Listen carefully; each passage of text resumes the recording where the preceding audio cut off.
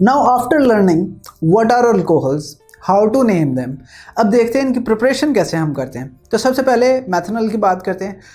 पहले ज़मानों में मैथनॉल को प्रिपेयर करने के लिए हम क्या करते थे, methanol is an organic compound और ये ऑर्गेनिकली हमारे मैटर्स में मौजूद है। फॉर एग्जांपल हम वुड लेते थे, वुड को बॉयल करते थे, जो नेक्टर यानी जूस बनता था उसको वापस बॉयल करते थे और जो वेपर्स होते थे उन्हें डिफरेंट टेम्परेचर्स पे कलेक्ट करते थे, फिर उनको वेपराइज करते बॉयल करते थे, वेपर्स को कलेक्ट करते थे फिर, ताकि हमें डिफरेंट बॉइलिंग पॉइंट वाले जो कंपाउंड या मॉलिक्यूल हैं लिक्विड्स वो अलग कर सकें। इस प्रोसेस को हम डिस्टिलेशन भी कहते हैं। क्योंकि ये वुड से बनती थी तो इसे वुड स्पिरिट का नाम देते थे। रिसेंट यानी मॉडर्न टाइम्स में हम ये दो गैसेस को आपस में मिक्स करते हैं और बनाते हैं। वो गैसेस कौन सी हो सकती हैं, वो कार्बन मोनोऑक्साइड या हाइड्रोजन गैस हो सकती है या वाटर गैस भी हो सकती है। तो हम एक मेथड ऑफ प्रिपरेशन देखते हैं और उसमें हम कार्बन मोनोऑक्साइड लेते हैं और हाइड्रोजन गैस लेते हैं। इन दोनों को दो कैटलिस्ट होंगे हमारे पास, यानी जिंक ऑक्साइड और क्रोमीना। क्रोमीना मीन्स Cr2O3। इनकी प्रेजेंस में रिएक्ट करवाते हैं। हाई टेम्परेचर यानी 450 से 500 डिग्री सेंटीग्रेड तक रखते हैं। 200 एटमॉस्फेरिक प्रेशर देते हैं और इससे हमें मैथनॉल गैस मिल जाती है। तो ये रिएक्शन है। लेकिन चूँकि ये इंडस्ट्रियल प्रोसेस है, मैथनॉल एक इंडस्ट्रियल केमिकल है जो डिफरेंट केमिकल्स में यूज़ होता है, तो इसकी हमें मैस प्रोडक्शन चाहिए। उसके लिए एक पूरा प्रोसेस बनाते हैं। प्रोसेस क्या होता है, सबसे पहले हम दोनों गैसेस को लेते हैं, उन मिक्सचर लेते हैं गैसेस का यानी कार्बन मोनोऑक्साइड और हाइड्रोजन का, उसको प्योरीफायर को फीड करते हैं यानी प्योरीफायर में डालते हैं। प्योरीफायर क्या करता है, उसमें से जो अनवांटेड इंप्योरिटीज़ होती हैं, डस्ट पार्टिकल एट्सेट्रा एट्सेट्रा, उनको रिमूव करता है। अब हमने रिएक्शन में देखा था हमें चाहिए 200 ATM प्रेशर। 200 ATM ऐसे ही तो नहीं होगा, हमें इसे कंप्रेस करना पड़ेगा। तो कंप्रेसर में से गुजारते हैं हम। जब हम इस मिक्सचर को कंप्रेस करते हैं तो इस ऑब्वियसली कंप्रेस करने का मतलब है मॉलिक्यूल्स एक दूसरे के करीब आ जाएंगे। करीब आने की वजह से रिपल्जन फोर्सेस क्रिएट होंगी यानी इनका टेम्परेचर राइज हो जाएगा। तो इस हॉट मिक्सचर ऑफ गैसेस को हम कैटलिस्ट टावर में फीड करते हैं। अब कैटलिस्ट टावर में हम कॉइल्ड पाइप में से गुजारते हैं। कॉइल्ड पाइप में से इसलिए गुजारते हैं ताकि इनकी जो हीट है वो हमारे मिक्सचर को हीट अप करने में यूज़ हो जाए। तो ये जो हीटेड मिक्सचर है इसका हम टेम्परेचर 450 से 500 तक करना है, तो हम एक्सटर्नल हीट भी देते हैं। यहाँ पर ऑलरेडी हम, क्योंकि कैटलिस्ट टावर है तो इसके अंदर हमारे पास ऑलरेडी दोनों कैटलिस्ट होंगे। कौन से, जिंक ऑक्साइड एंड क्रोमीना। इनकी प्रेजेंस में हमारे पास वेपर्स बनेंगे मैथनॉल के। क्योंकि हाई टेम्परेचर है तो बॉइल्ड फॉर्म में मैथनॉल मिलेगी। ये मैथनॉल जो है हम लिक्विफायर करते हैं कंडेंसर में। कंडेंस करने का मतलब कंडेंस कर देना, लिक्विफाई कर देना। अब ये जो लिक्विफाइड मैथनॉल है ये हम अलग कर लेते हैं और अगर उस रेजिड्यू में जो हमारी प्रोडक्ट बनी अगर कोई अनवांटेड गैसेस है, और गैसेस कौन सी होंगी, ऑब्वियसली कार्बन मोनोऑक्साइड या हाइड्रोजन गैस, हम इनको अपने रिएक्शन टावर में दोबारा भेज देते हैं, इन्हें कंप्रेस करते हैं। फिर इन्हें कब तक, जब तक वो कंप्लीटली मैथनॉल में कन्वर्ट ना हो जाए। नेक्स्ट हम एथेनॉल की बात करते हैं। एथेनॉल भी एक बहुत इम्पोर्टेंट ऑर्गेनिक कंपाउंड है। इनफैक्ट ये कार्स को फ्यूल के तौर पे भी कार को चलाने में मदद करता है। बहुत सारी कंट्रीज़ में बायोफ्यूल जो है वो इनकी हेल्प से बनता है। तो इसमें हम क्या करते हैं देखते हैं। प्रेडोमिनेंटली जो हमारा यानी मोस्टली जो हम एथेनॉल बनाते हैं वो फर्मेंटेशन प्रोसेस से बनाते हैं। फर्मेंटेशन का मतलब ये है, ये एक बायोकेमिकल प्रोसेस है जिसके अंदर हमें कुछ एंजाइम्स चाहिए होते हैं जो ऑर्गेनिक मैटर पे एक्ट करते हैं।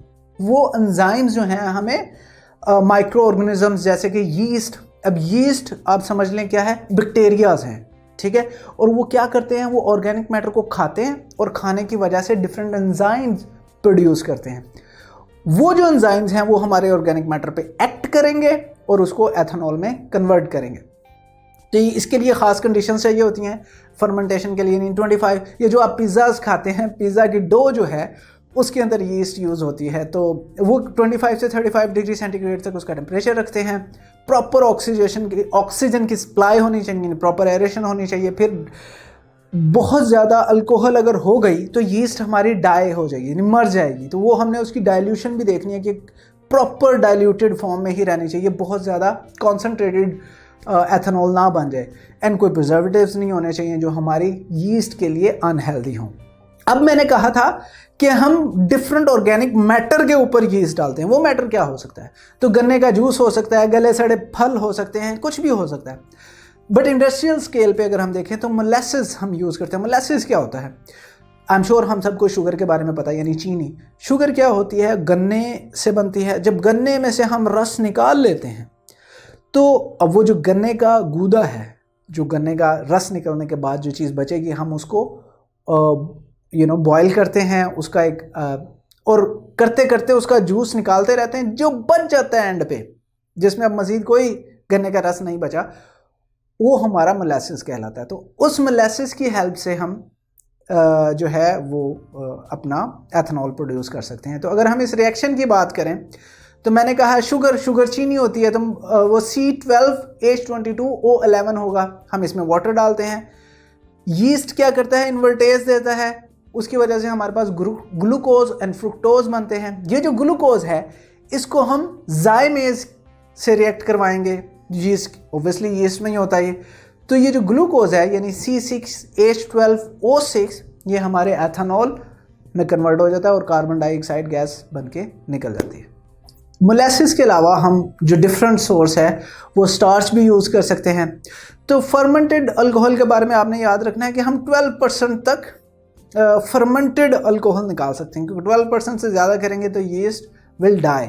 अगर इससे ज़्यादा हमने करना है, यानी कॉन्सेंट्रेशन चाहिए 12% से ज़्यादा चाहिए, यानी 95% तक हम इसे प्योरीफाई कर सकते हैं, उसके लिए हम इसे डिस्टिलेशन करनी पड़ती है। डिस्टिलेशन मैंने अभी एक्सप्लेन किया था कि हम वेपर्स कलेक्ट करते हैं प्योर, फिर उनको कंडेंस करते हैं, फिर वेपराइज करते हैं, फिर प्योर करते हैं। इस तरीके से हमें 95% तक जो है मिल जाती है। लेकिन अगर हम कहेंगे नहीं हमने 100% तक निकालनी है, तो उसमें क्या मौजूद होगा? उसमें वाटर ही मौजूद होगा ना। तो हम कैल्शियम ऑक्साइड यूज़ करते हैं जो उसको एब्जॉर्ब कर लेता है वाटर को, रीडिस्टिलेशन करते हैं। इस तरह में 100% अल्कोहल भी यानी 100% एथेनॉल भी मिल जाती है। अगर हम स्टार्च का केमिकल रिएक्शन देखें तो स्टार्च में क्या होता है? 2C6H10O5 ये बहुत सारे स्मॉल यूनिट होते हैं ग्लूकोज के जो कनेक्टेड होते हैं, और वाटर की n नंबर ऑफ, अगर हमने n नंबर ऑफ यूनिट हैं हमारे पास C6H10O5 के, तो n नंबर ही वाटर मॉलिक्यूल होंगे। यीस्ट की प्रेजेंस में इससे हमें माल्टोज मिलेगा। अगेन माल्टोज को फिर हम कन्वर्ट करेंगे माल्टेज की प्रेजेंस में ग्लूकोज में, ग्लूकोज से वापस जाइमेज, एंजाइमेज से वापस हमें एथेनॉल और कार्बन डाइऑक्साइड मिल जाएगी। तो बस हमने स्टार्टिंग पॉइंट ही चेंज किया, बाकी हमारा रिएक्शन वैसे का वैसा ही है। अब एक और इम्पॉर्टेंट चीज़ जो यहाँ पे आपने याद रखनी है कि इंडस्ट्रियल लेवल पे जो एथेनॉल प्रोड्यूस होती है वो वेस्टर्न वर्ल्ड में एथेनॉल से जो है वो ड्रिंक्स बनते हैं जो लोग कंज्यूम करते हैं। लेकिन इंडस्ट्रियल प्रोडक्ट को ताकि लोग कंज्यूम ना कर सकें यानी पी ना सकें, उसको डीनेचर किया जाता है ताकि लोगों को नुकसान ना पहुंचे और वो उसे पिए ना। तो हम उसमें क्या करते हैं? 10% मेथनॉल ऐड कर देते हैं। तो जो ethanol is not meant for drinking is highly dangerous for health and क्योंकि उसे डीनेचर पर्पसफुली किया गया होता है। या तो हम उसमें 10% मेथनॉल मिला सकते हैं या फिर और डिफरेंट कंपाउंड्स जैसे एसीटोन या पिरिडीन भी उसमें मिक्स किया गया होता है।